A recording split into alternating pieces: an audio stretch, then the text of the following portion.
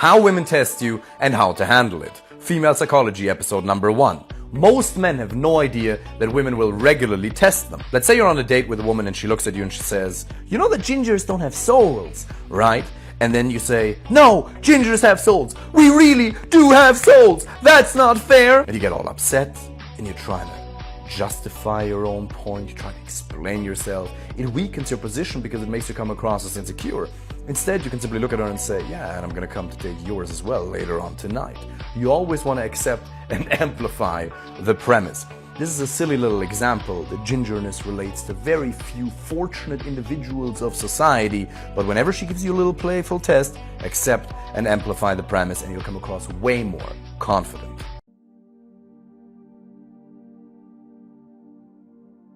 The removal of intimacy when commitment is finally achieved is the first test you need to spot. When a woman has a lot of interest in a man or likes him, she starts looking for ways to keep him near her. Furthermore, locking him up entails a strict commitment. If you have to consider this from a biological or evolutionary perspective, if a woman was having an intimate relationship with a man, there would be a risk of pregnancy. If you go back in time, a woman would have needed a man to take care of her or provide for her if she was pregnant. A woman's biggest concern is, how can I lock this guy down? If you are given commitment and a monogamous relationship, you will do things like be loyal, not talk to other women behind her back, not cheat, and actually devote your time, energy, money, and resources as a man to a single woman. She should consider that a privilege rather than a right. Nobody is entitled to your commitment. Intimacy must not deteriorate if you are going to be willing to make that commitment to a person. Even though you've given more, the moment you notice things like nagging, cold behavior, or distant behavior is when you need to stop paying attention. Begin to overlook that way of behaving and even possibly continue on. Stop dating because you probably received better treatment when you didn't commit.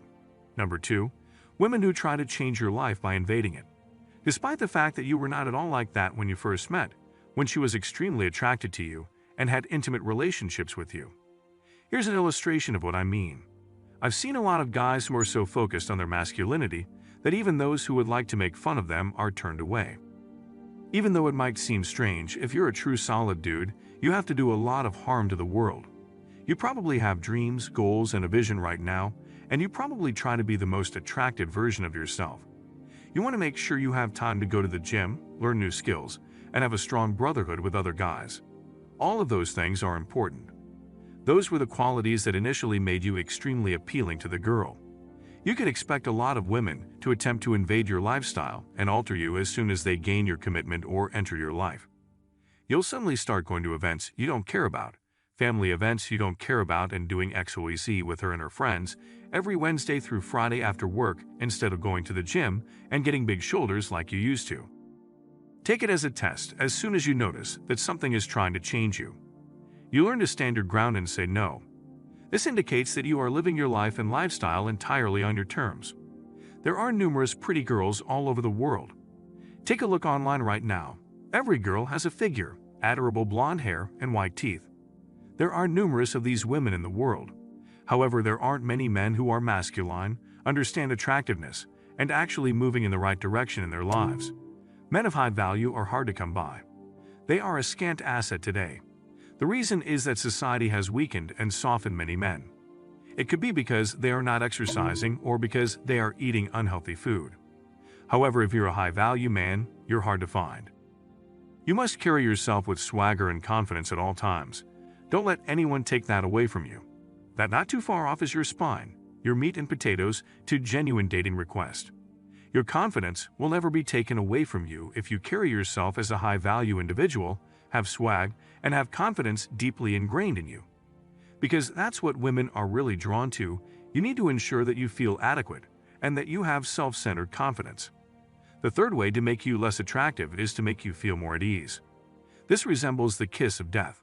You'll get a lot of girls who will tell you things like, "You don't have to go to the gym today because I still love you regardless," or "Do you have to wear that?"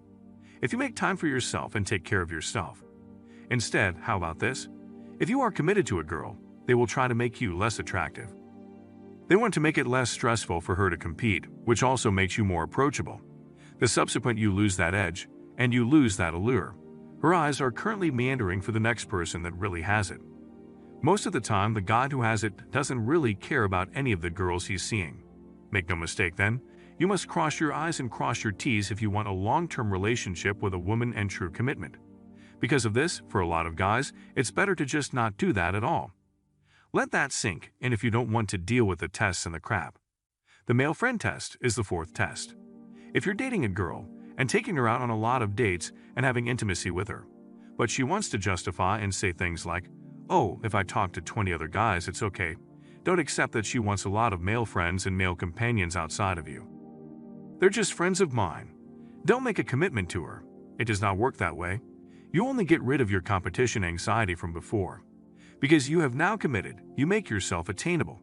You lose the celebrity effect over time, and you lower your status. In the end, you get less closeness, and she profoundly wants you. The world is not as you imagine it to be. Your expectations are not met in these relationships. To hell with it if she is attempting to make you feel insecure about all of her male friends. You are aware that there isn't such a thing, so you don't need that. All of those men have a deep desire to sleep with her. Number 5, which encourages materialism. If you have a long-term relationship with a woman, she will likely try to get you to spend money on things you probably don't care about. This could be expensive clothing, household knickknacks, or anything else. The more seasoned you get and the more focused you become on your objectives in business, you truly couldn't care less. Men are concerned with achieving success in their careers, pursuing their interests, and being a driving force in the world. Most men are extreme people in their basic state. They simply need food, water, and they're all set. They are content as a family. However, if you include women, they will make you believe that you require these things. You'll have the impression that investing in these things will make you cooler. When you begin doing that, you actually move further away from your primordial state. Try not to make it happen. Many men fall for these tests because they believe that if they supplicate to the woman or do as they please, it will result in increased intimacy. Life does not work like that. Men who live life on their own terms attract women. Accept it as it is. Therefore, please subscribe, comment, and like the post. We will see you in the next one.